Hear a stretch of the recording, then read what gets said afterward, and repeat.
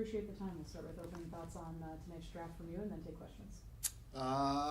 Good to go, man. We're excited. This is a fun day and the fun culmination to a process where, you get excited about thinking about adding guys to your roster that you're going to see in orange and black on game day. So, we do a decent amount of work just trying to figure out what's out there and what's going to be the best fit for us. And done this for a few years, so you don't, you know what you don't know. There's always a surprise, and you just try to prepare for, eventualities and contingency plans. But it's a fun day. We're excited. Coach, you pick at the end of the first round. It's a good place to be because it means you just won the championship. But in front of you, there's talk about trades that are happening. Teams are moving up and down and kind of posturing for position. Given the state of your roster, your success you guys have had, are you just kind of sitting back and watching the mayhem unfold, or are you part of these conversations to move around, or are you happy to just kind of sit pat with what you got? You're always. I've learned your ears are always open, and there's a lot of dialogue that happens up until the moment. Being at 8, you can have a sense of who's going to go before you and what might be there, and you're good with that, or you can be aggressive and try to move up and make sure you get something, or you can move back and stack picks or put yourself in a better position. So how's that for it's sort of a non-answer, but that's that's what this is about. Like it's pretty fluid. We've got some new folks involved this year, so those are filling out processes and just in terms of dialogue and their comfort level. But that's what makes this exciting, because there's stuff that's going to happen that none of us really know yet. Coach, obviously, second year in a row, you're picking 8 last year. Shocked a lot of people, not you, obviously, with taking Mason. What is kind of the approach when now you're back-to-back champions and you have a championship caliber roster? What is the approach going into draft night and trying to fill some holes on your roster that you guys feel you may have, and also looking at potential best player available? For us, we're in a good spot because with foresight, most of our guys were signed, so we knew our core was going to return. And now for us, it's a matter of just strengthening the roster, adding competition, adding depth. Again, having done this for a few years, we've won championships based on guys who were supplemental guys or late round guys, and so it's all part of that process of just trying to strengthen your group and potentially think about getting younger or down the line here a little bit. I think hopefully that can be a strength of how we approach this.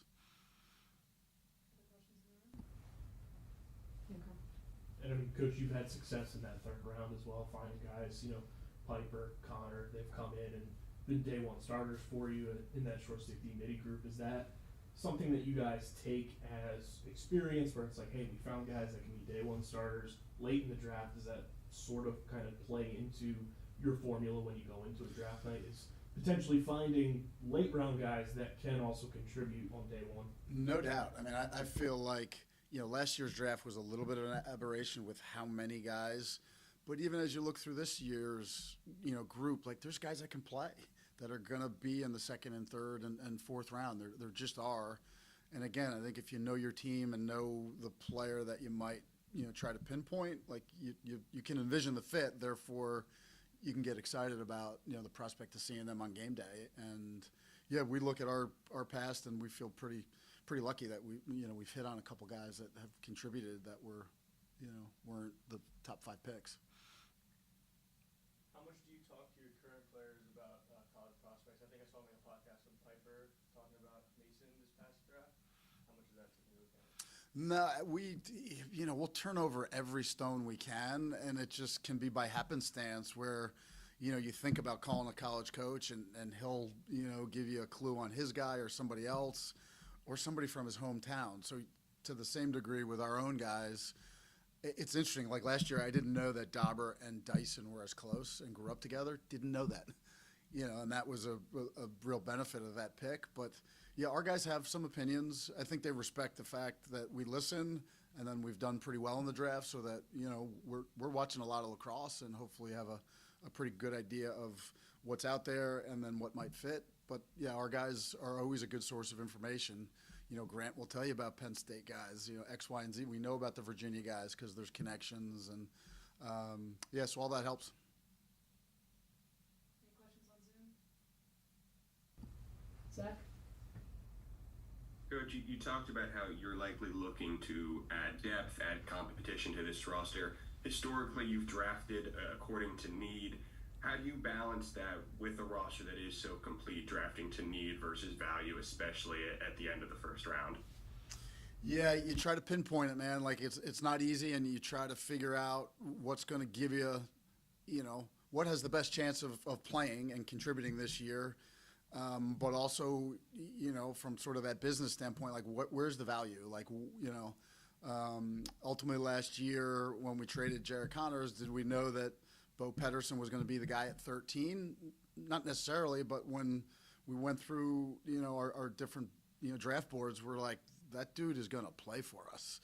And that worked out really well. So, you know, whether it's late first round or second round, again, I think we just try to look at our roster, see where those points of inflection might be that we can add, you know, add some strength and competition, and just go with your gut to some degree as well. Other questions on Zoom? Zach again? Yeah, go for it. Coach, how valuable is Coach Resch's perspective, especially on defensive guys in this draft and other classes as well? That's an interesting question. If Coach Resch is listening, Coach Resch doesn't do it, you know, by his own admission. He trusts our draft group? So we've got a couple guys that, you know, we just sort of rely on. Coach Cav is awesome. You know, he is clearly my right-hand man and has been from the jump because he's got such a feel for it. But we always want to give Coach Resch some toys and some clay to work with. So in our mind, yes, very clearly his imprint is on, you know, how we think about constructing a defense and the tools to give him to sort of work his magic. So, you know, he's not watching a lot of college lacrosse and saying, I want that guy.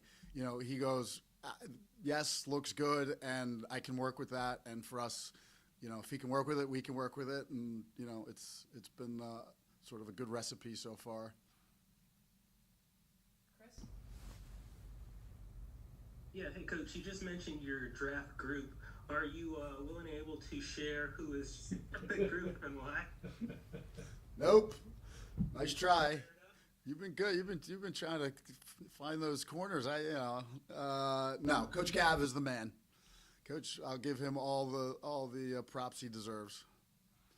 It's a network of people that you talk to, really. I mean, I get with couples that are closer to you that have a vested interest and have been around us. But year in, year out, like, you know, there are college coaches that we go to that we trust their opinion and ask them not only about their guys, but guys in their league potentially. So again, it's just information gathering, and, you know, like, sort of pinch myself. I'm like, if this is work, like, this is kind of fun to try to, you know, scour, you know, people's opinions about what and who might be the, you know, the best fits for you. Nice try, though. Adam? Coach Bates, Adam Lamberti here. Obviously, back-to-back championships, and you just talked about, you know, adding competition. Is there maybe a specific need, if any, that you're looking at, or is it more just, to your point, you know, adding competition across the board? I'll repeat my answer. Nice try. And I'm joking, obviously. I mean, yeah, we've circled some things that we think can be helpful for us. And, I'm playing poker, and here's my cards. No, I'm not telling you anything really right now. So, you know, we'll figure it out. We have some areas where we feel like we can, you know, we can strengthen ourselves both short and longer term. Again, it depends on where we're picking and who's there when we pick. So, you know, our thought process is flushed out pretty well in terms of areas. And then a lot of it, as I said, just sort of depends on what's falling. So, you know, we could go one of two directions in our first couple picks. But, yeah, there's some areas that we've sort of circled that we feel like that's the priority for early round stuff. Chris? Yeah. Would you say that the championships, in one way or another, have kind of affected the GM process heading into the draft? Do you find that, maybe your phone rings a little bit more, you get more tapes now with people trying to, earn a spot with your squad? Is anything kind of difference been presented in your approach over these past couple of years?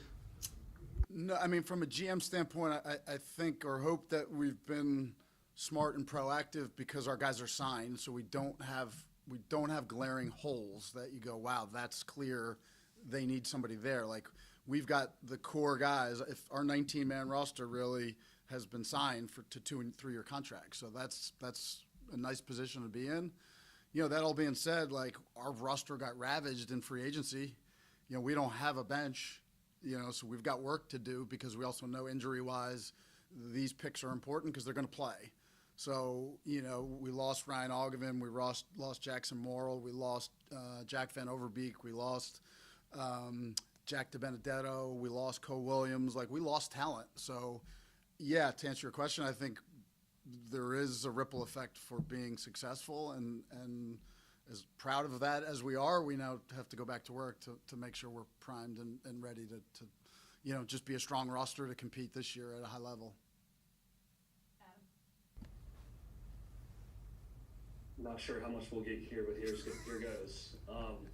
Obviously, with picks 16 and 18, kind of interesting in that part of the round. You mentioned that obviously that there's some guys there. Is there a thought to maybe package those and get up into the second, earlier in the second? If there's a guy sitting there, or are you comfortable with kind of the people you're looking at those 16 and 18? It depends on the minute you ask me.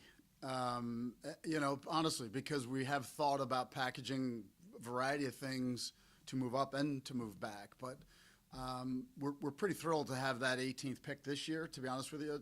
We traded the last pick of the draft last year in hopes that it would have value, and we think it does have value. So it allows you to think a little bit more creatively. And again, these are ongoing conversations that are happening from 3 o'clock to 7 p.m. and beyond, because who knows, there may be some movement. But your point's well taken. I think those 2 picks do have value for a roster that doesn't have dire needs. Like, if we can help ourselves, yeah, we're listening for sure.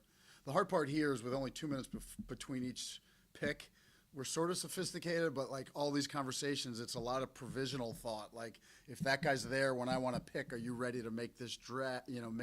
We all kind of want to have everything lined up. So it'd be nice to have a little bit more time between rounds, because I think you'd be able to have a little more peace to, have discussions and think through it. 2 minutes seems tight, but I obviously get it. Coach, you've obviously worn the head coach and GM hat the entire time of your tenure. What are some things you've learned from years past going into this year that you'll take in with you tonight, at 7 o'clock, and preparing for when pick 8 comes across? What are some things you've learned along the way wearing both of those hats? Easy. Expect the unexpected, really. I remember, because you think about this nonstop. Like, that's just the nature of what we do. And who's going to be there, when they're going to be there. And then, the year Matt Moore came out, we're like, never even thought that was going to be a possibility. Wow, we have to take him. Again, it probably allows you to think about a pool of guys and contingencies a little bit more. But, these other guys have done this. Joe Spallina and Spencer Ford have done this before, but haven't done it for a few years. I think it's just that, like, okay, it's when the lights are on and the pick's up, and I have my earpiece in talking to my guys, like, okay, what do we really think? And it's just a good, reminder of what you've talked about up until that point. So I feel good. You try to stay calm, but then when it's your time, you're like, okay, what's next? Like, what's going to happen here? Because you got to think pretty quickly on your feet. You mentioned kind of scouring the college ranks with the coaches you talked to and everything. I'm curious if you found anybody you feel like you like in the D2 world, in the D3 world, outside of how much time do you spend looking outside of the D1 ranks for talent at this level? Yeah, when I downloaded a D3 game when I was flying somewhere and I'm watching it just to watch one, that's when I realized I have a problem. I probably need a hobby or a better book to read, but those guys, if you know, they'll jump. And again, we'll give Coach Sudan credit a few years back, and he had an eye on cross, because there's some dudes in D3 and D2 that can play, and I can name them like you can name them, and whether or not it's a top 32 guy or a supplemental guy, like there's guys that are hungry that can play, for sure. So yeah, we shake that tree as well.